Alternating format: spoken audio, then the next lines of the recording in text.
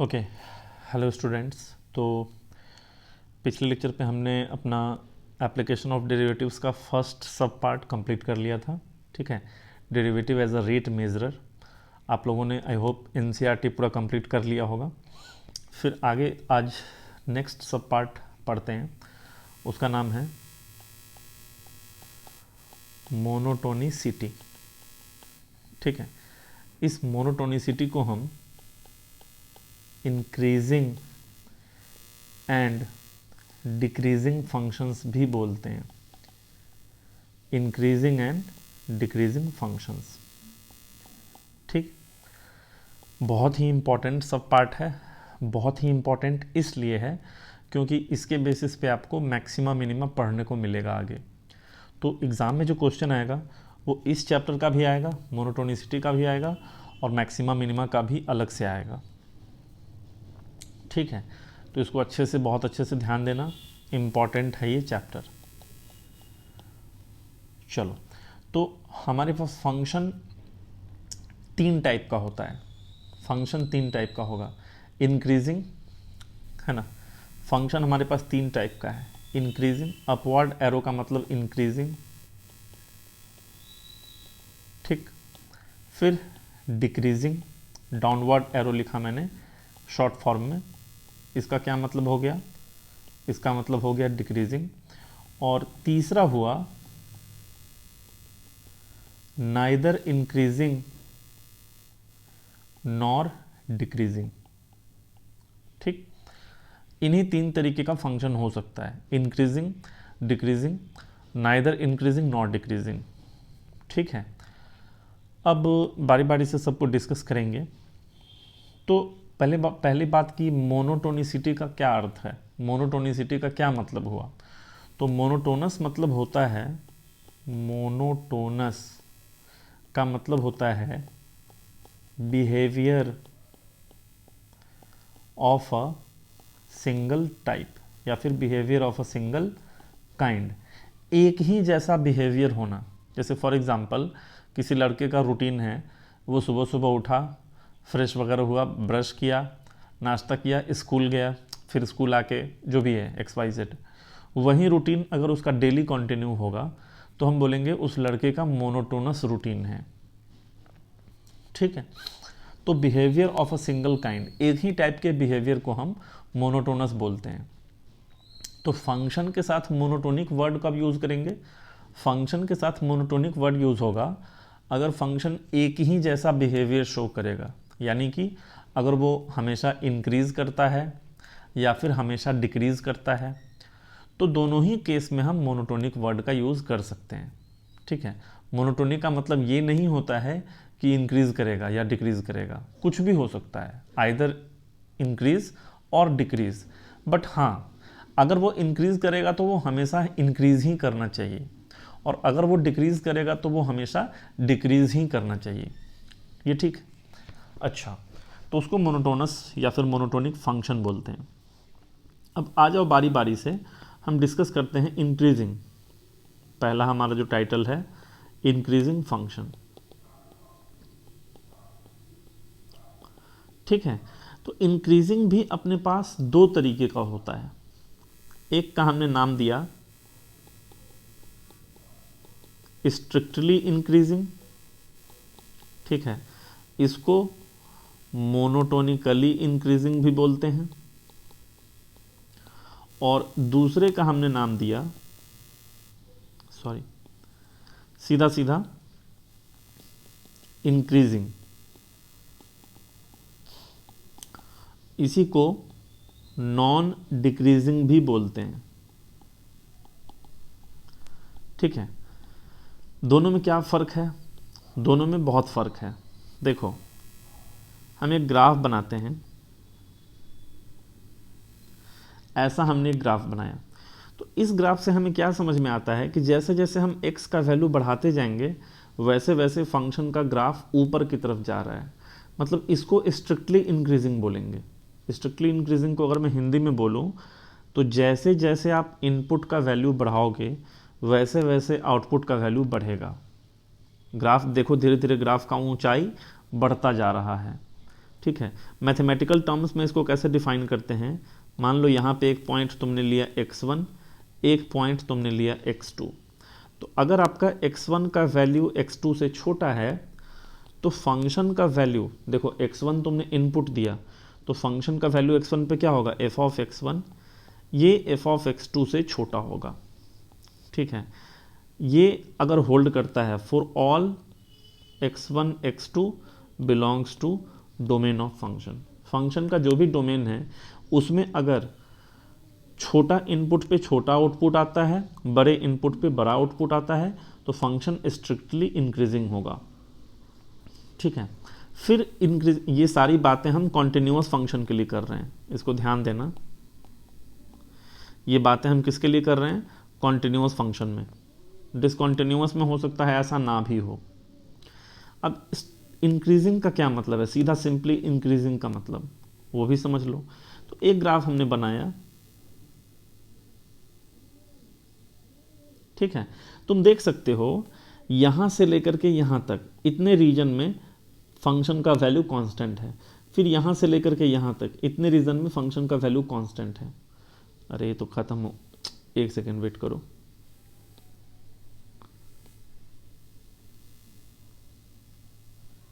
ठीक, यहां से लेकर के यहां तक फंक्शन का ग्राफ कांस्टेंट वैल्यू दे रहा है, फिर यहां से यहां तक फंक्शन का वैल्यू कांस्टेंट है। कांस्टेंट क्यों, क्योंकि उसका जो ग्राफ है वो एक्स एक्सिस के पैरेलल है। ठीक है, तो इस केस में क्या हुआ कि फंक्शन का वैल्यू या तो कांस्टेंट रहा या तो इंक्रीज किया। पिछले केस में क्या था, हमेशा इंक्रीज किया, कभी कांस्टेंट नहीं रहा। इस केस में कांस्टेंट भी रह सकता है, इंक्रीज भी कर सकता है। मतलब कहने का ये मतलब है कि वो डिक्रीज नहीं करेगा, इसीलिए इसका नाम है नॉन डिक्रीजिंग फंक्शन। ठीक है, ये डिक्रीज नहीं करेगा। तो इसका मतलब ये है कि अगर आपने इस केस में x1 x2 से छोटा लिया तो फंक्शन का जो वैल्यू है x1 पे वो less than equal to function का वैल्यू होगा x2 पे। f of x1 is less equal to f of x2। ठीक, तो बस इस बात को आप अच्छे से ध्यान रखेंगे, दोनों में ये फर्क है। यहाँ पे f of x1 less than fx2, यहाँ पे लेस देन इक्वल टू, बराबर भी हो सकता है। ठीक है, for all x1 x2 belonging to domain of function. अब ये सब बातें तुमको अगर नहीं समझ में आ रहा है, ये सब बातें ऑफ कोर्स उसी को समझ में आएगा जो थोड़ा पढ़ा है अच्छे से। तुमको अगर नहीं समझ में आ रहा है तो कोई बात नहीं, थोड़ी देर के बाद हम आएंगे, सुनते रहो मेरी बात ध्यान से। क्वेश्चंस पे आएंगे, क्वेश्चंस बहुत इजी लगेगा, क्वेश्चन में कोई भी दम नहीं होता। ठीक है, अभी मैं जस्ट थ्योरी समझा रहा हूँ पहले। अच्छा, तो क्वेश्चन हम कैसे सॉल्व करेंगे वो समझ लो, इंपॉर्टेंट पॉइंट। स्ट्रिक्टली डिक्रीजिंग के केस में जो f डैश x होता है वो पॉजिटिव होता है, और इंक्रीजिंग के केस में f डैश x जो होता है वो पॉजिटिव होता है और इक्वल टू 0 भी हो सकता है। एक बात ध्यान देना, इक्वल टू 0 यहां भी हो सकता है, बट यहां पे equality holds only at discrete points. ठीक है, और यहां पे equality holds in an interval. ठीक है, दोनों बोलने का क्या अर्थ हुआ, इसका क्या मतलब हुआ। यहां पे मैंने बोला डिस्क्रीट पॉइंट्स पे इक्वलिटी होगा, उसका मतलब ये है कि स्ट्रिक्टली इंक्रीजिंग के केस में ऐसा नहीं होता है कि डेरिवेटिव जीरो नहीं होता, डेरिवेटिव जीरो होता है, लेकिन वो किसी एक पॉइंट पे होता है। जैसे फॉर एग्जांपल अगर हम y is equal to x cube का ग्राफ बनाते हैं तो ऐसा ग्राफ होता है। ठीक है, किसका ग्राफ है ये, y is equal to x cube. तो एक्स क्यूब के लिए जो dy बाई डी एक्स होता है वो जीरो होता है, कहाँ पे, at x is equal to zero. तो देख रहे हो, एक किसी खास पॉइंट पे जीरो है, कभी भी इंटरवल में जीरो नहीं होगा। मतलब डेरिवेटिव को जीरो होना भी होगा तो किसी खास पॉइंट पे होगा। ठीक है, 0 पे हो जाए, 1 पे हो जाए, 2 पे हो जाए, ऐसे कभी भी एक इंटरवल में नहीं होगा। यहाँ तो इंटरवल में ही जीरो हो गया, देख सकते हो इस ग्राफ में। ये वाला वैल्यू अगर a है, ये वाला वैल्यू अगर b है, तो a से b के बीच में फंक्शन हमेशा कांस्टेंट है। कांस्टेंट मतलब डेरिवेटिव उसका हमेशा 0 होगा। तो ये एक इंटरवल में इसका डेरिवेटिव 0 हो गया। ठीक, तो इसलिए एफ डैश एक्स, कुछ बुक्स में तुम्हें पता चलेगा, कुछ बुक्स में मे भी तुम्हें लिखा हुआ मिले कि F dash x greater than 0, but वो इक्वल टू 0 भी हो सकता है स्ट्रिक्टली के केस में। बट इक्वलिटी जो होगा वो कहाँ पे होल्ड करेगा? डिस्क्रीट पॉइंट्स पे। ये सारी बातें कॉन्टिन्यूअस फंक्शन के लिए है, मैं पहले ही बोल दे रहा हूँ। ठीक है, कॉन्टिन्यूअस फंक्शन के लिए बात कर रहे हैं। तो ये हो गया इंक्रीजिंग और डिक्रीजिंग फंक्शन का, सॉरी इंक्रीजिंग फंक्शन का 2 टाइप हो गया। अब इसी तरीके से जैसे तुम इंक्रीजिंग को डिफाइन किए हो, सेम चीज डिक्रीजिंग फंक्शन के लिए होगा। डिक्रीजिंग में कैसे होगा? लेकिन डिक्रीजिंग में कुछ इस तरीके से, मान लो फंक्शन है, उसका ग्राफ हमेशा ऐसे नीचे की तरफ आ रहा है, और ये तो डिक्रीजिंग है। ये कौन सा डिक्रीजिंग है? ये पहला हो गया स्ट्रिक्टली डिक्रीजिंग, और दूसरा क्या होगा? सीधे डिक्रीजिंग। इसको नॉन इंक्रीजिंग भी बोलते हैं।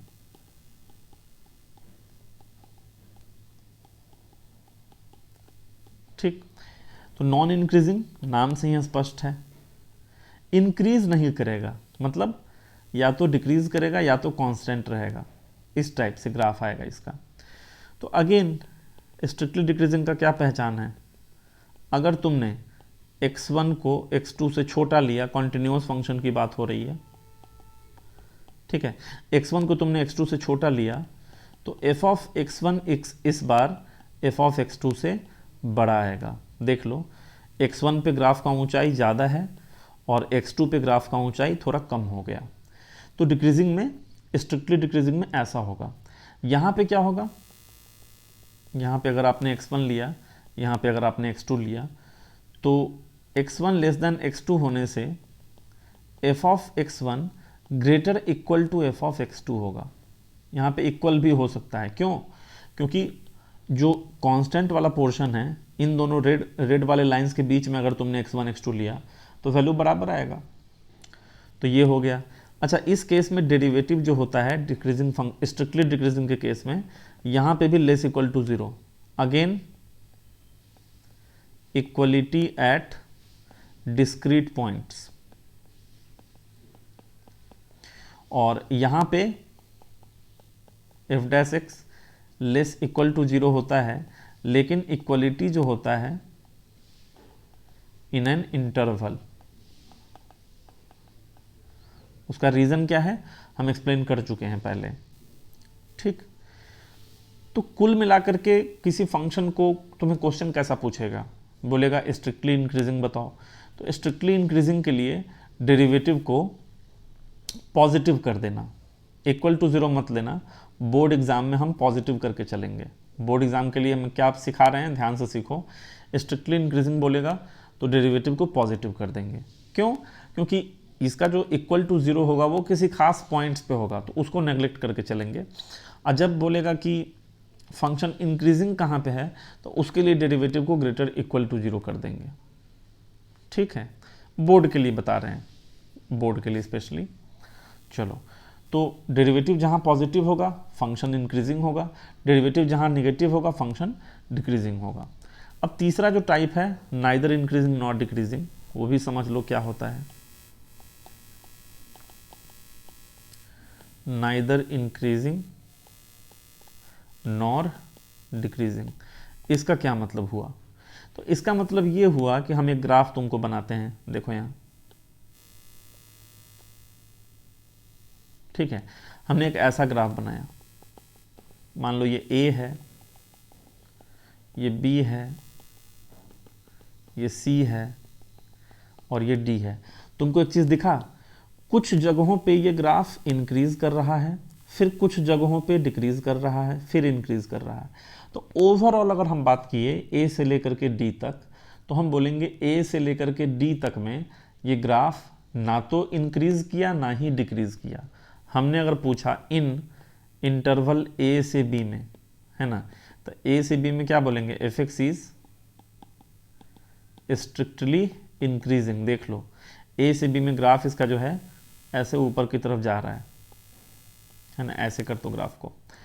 फिर हमने बोला बी से सी में, तो F x is strictly decreasing हो गया। फिर हमने बोला सी से डी में F x is strictly increasing हो गया। लेकिन अब हम बोल रहे हैं, मान लो ए से डी की बात करते हैं, तो क्या होगा, F x is neither increasing nor decreasing. A से लेकर के डी तक में क्या हुआ जी, ना तो फंक्शन हमारा इंक्रीज कर रहा है ना ही डिक्रीज कर रहा है। क्यों? क्योंकि कुछ जगहों पे इंक्रीज किया, कुछ जगहों पे डिक्रीज किया। ऐसा जब भी होगा तो उसको बोलेंगे नाइदर इंक्रीजिंग नॉट डिक्रीजिंग। अगर हम तुमसे पूछे कि ए से सी में जरा बता दो, तो ए से सी में भी यही आंसर होगा, F x is neither increasing not decreasing. क्यों? क्योंकि ए से सी में, ए से बी में इंक्रीज कर गया, बी से सी में डिक्रीज कर गया। ठीक है, जैसे और एक ग्राफ लेते हैं। अब कुछ बच्चा क्या सोचेगा ना, जितना इंक्रीज किया है उतना ही डिक्रीज करेगा, तब होगा नाइदर, माने इंक्रीज वाले से डिक्रीज वाला कट गया। अरे ऐसा थोड़ी होगा।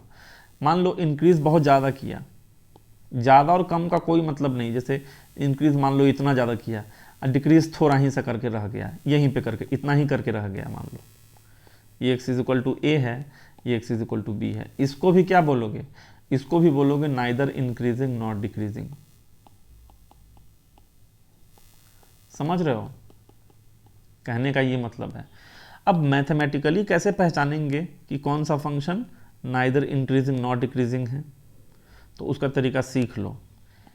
If sign of F dash X, जो फंक्शन का डेरिवेटिव होगा, changes from positive to negative और फ्रॉम नेगेटिव टू पॉजिटिव, दोनों में से कुछ भी हो जाए। अगर पॉजिटिव से नेगेटिव साइन चेंज करेगा, मतलब पहले इंक्रीज कर रहा था बाद में डिक्रीज करेगा, और नेगेटिव से पॉजिटिव का मतलब है पहले डिक्रीज कर रहा था बाद में इंक्रीज करेगा। दोनों ही केस में एफ एक्स इज क्या हो गया, नाइदर इंक्रीजिंग नॉर डिक्रीजिंग। इन दोनों ही केस में ना तो फंक्शन इंक्रीज किया ना ही डिक्रीज किया। ठीक है, तो इस चीज़ को समझ लेना। अब जो है इन्हीं चीज़ों के साथ क्वेश्चन बनाना स्टार्ट करते हैं। कैसा क्वेश्चन अपने बोर्ड में पूछेगा वो बात करते हैं। बोर्ड में क्या, जेईई मेंस में भी इतना ही थ्योरी रिक्वायर्ड है, इसी के बेसिस पे क्वेश्चन सॉल्व होगा। चलो स्टार्ट करते हैं पहले क्वेश्चन से। तो क्वेश्चंस करने के लिए मैं ये मान के चल रहा हूँ कि आप लोगों को इनइक्वालिटी सॉल्व करने आता है, साइन स्कीम बना करके इनइक्वालिटी सॉल्व करने आता है। अगर किसी को नहीं आता होगा तो कमेंट करके बताना, हम एक वीडियो उस पर भी बना देंगे। वैसे तो यहाँ पे भी देख के सीख जाओगे क्या करना है। सॉल्यूशन स्टार्ट करते हैं। Show that the function f x is equal to x cube minus 6x square plus 12x minus 18 is an increasing function on R. पूरे रियल नंबर के लिए, आर का मतलब रियल नंबर, ये इंक्रीजिंग होगा। चलो देखते हैं। तो एफ डैश एक्स जरा इसका निकालो, तो 3x square minus 12x plus कितना 12 हो जाएगा। ठीक है जी, तो 3 ले लो कॉमन, तो x square minus 4x plus 4। अच्छा, ये जो x square minus 4x plus 4 है, इसको क्या लिख सकते हो, x माइनस 2 का होल स्क्वायर। तो एफ डैश एक्स हमारा कितना हो गया, 3 इंटू एक्स माइनस 2 का होल स्क्वायर। तुम बताओ देख के, क्या ये ग्रेटर इक्वल टू 0 होगा? Greater equal to 0 for all x belongs to r। इस वाले साइन को हम क्या पढ़ते हैं, फॉर ऑल। ठीक है, जो हमारा x माइनस 2 का स्क्वायर है वो हमेशा ग्रेटर इक्वल टू 0 होगा। क्यों? क्योंकि निगेटिव नंबर भी उसके अंदर में आएगा, तो स्क्वायर है उसको पॉजिटिव बना देगा। और 0 कहाँ पे होगा, x बराबर 2 पे 0 होगा। तो ओवरऑल ये हमारा जो फंक्शन है, this implies f x is increasing function on R. ठीक है, एक लाइन में हम प्रूव हो गया। डेरिवेटिव निकाले, डेरिवेटिव हमेशा ग्रेटर इक्वल टू 0 आया, तो फंक्शन हमेशा इंक्रीजिंग हो गया। ठीक है, ये था आपका क्वेश्चन। अगले सवाल की तरफ बढ़ते हैं। ये क्वेश्चन है, show that F x is equal to E की power 1/x is a strictly decreasing function for all x greater than 0। ठीक है, आप लोग पहले खुद से ट्राई कीजिए, नहीं बनेगा तो सॉल्यूशन देखना। तो चलो, एफ एक्स है ई की पावर 1/x, इसका डिफ्रेंसिएशन डेरिवेटिव निकालो एफ डैश एक्स, तो D by D x of E की पावर 1/x हो गया। तो e की पावर 1/x का डिफ्रेंसिएशन किसके रिस्पेक्ट में होगा? e की पावर 1/x के रिस्पेक्ट में। अब फिर 1/x का किसके रिस्पेक्ट में होगा? x के रिस्पेक्ट में। एक चीज़ और है, ये जो चैप्टर हम पढ़ रहे हैं इसका क्या नाम है? Application of derivative. तो इस चैप्टर को सीखने के लिए पहले डेरिवेटिव तो निकालने आना चाहिए ना। अगर तुम डिफ्रेंसिएशन वाला लेक्चर सब नहीं देखे हो तो पहले डिफ्रेंसिएशन पूरा अच्छे से कवर करो। पूरा डिफ्रेंसिएशन देखने के बाद ही तुमको ये चैप्टर समझ में आएगा। चेन रूल से डिफ्रेंशिएट किए। अब e की पावर 1/x का डिफ्रेंसिएशन कितना होगा? e की पावर 1/x ही होगा, और 1/x का x के रिस्पेक्ट में -1/x²। तो ये जो हमारा f डैश x है वो कितना हो जाएगा? -e की पावर 1/x/x²। अब तुम ही बताओ, ये जो x² है ये हमेशा पॉजिटिव होगा, ठीक है। और e की जो पावर होता है, e का पावर एनीथिंग, नहीं पता है तो लिख लेना, e का पावर एनीथिंग वो हमेशा पॉजिटिव होगा। बेसिकली a का पावर एनीथिंग ये हमेशा क्या होगा? पॉजिटिव होगा। बट ऑफ कोर्स ये जो a है इसको ग्रेटर देन 0 होना पड़ेगा। किसी भी कांस्टेंट के ऊपर कोई पावर लेते हैं, पॉजिटिव कांस्टेंट के ऊपर कोई पावर लोगे, कुछ भी हो पावर में, कुछ भी, वो हमेशा वैल्यू पॉजिटिव ही आएगा उसका। तो e की पावर 1/x हमेशा कैसा है? पॉजिटिव है। तो क्या है, न्यूमरेटर भी पॉजिटिव है, डिनोमिनेटर भी पॉजिटिव है, लेकिन पीछे में एक माइनस लगा हुआ है। तो therefore F dash x overall क्या हो गया? लेस देन 0 हो गया for all x greater than 0। हमें एक्स ग्रेटर देन 0 के लिए प्रूव करना है। तो एक्स ग्रेटर देन 0 के लिए एफ डैश एक्स क्या हो गया? Less than 0। इसका मतलब है F x is strictly decreasing function. क्यों भाई? क्योंकि इसका जो डेरिवेटिव आया है ना वो हमेशा नेगेटिव आया है। डेरिवेटिव अगर हमेशा नेगेटिव होगा तो फंक्शन स्ट्रिक्टली डिक्रीजिंग हो जाएगा, ठीक है। चलो अगले क्वेश्चन की तरफ बढ़ते हैं। ये क्वेश्चन दिया उसी टाइप का है, show that F x is equal to this is a strictly increasing function for all x greater than 0। चलो शुरुआत करते हैं। एफ डैश एक्स निकालो इसका, तो एफ डैश एक्स तो ये हो जाएगा D by D x of x minus 1 e की पावर x प्लस 1। तो पहले क्या करोगे? u प्लस v अलग अलग करो, तो d by D x of x minus 1 e की power x plus d by D x of 1।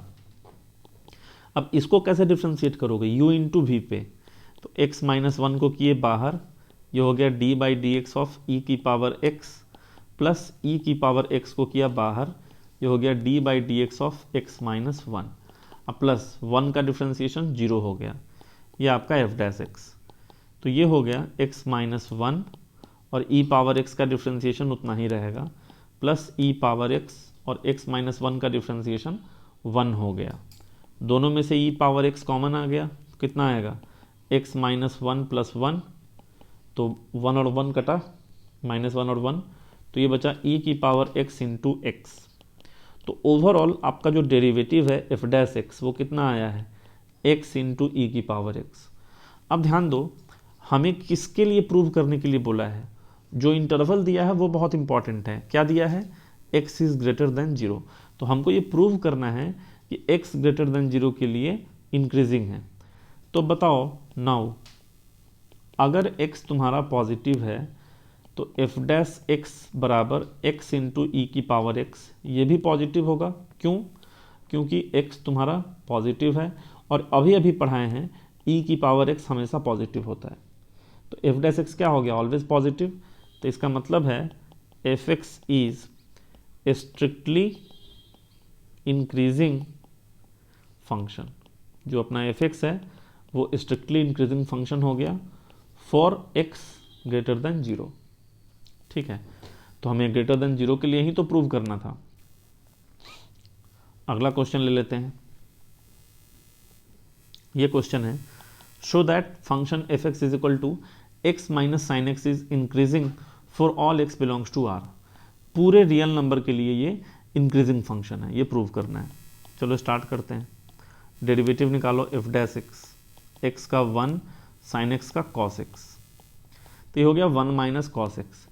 Formula पढ़े होगे ट्रिग्नोमेट्री में 1 माइनस कॉस थीटा, दो फार्मूला पढ़ाया जाता है।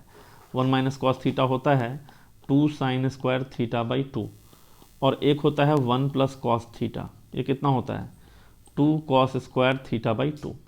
तो 1 माइनस कॉस एक्स कितना हो जाएगा 2 साइन स्क्वायर एक्स बाई 2, ये आपका एफ डैश एक्स हो गया।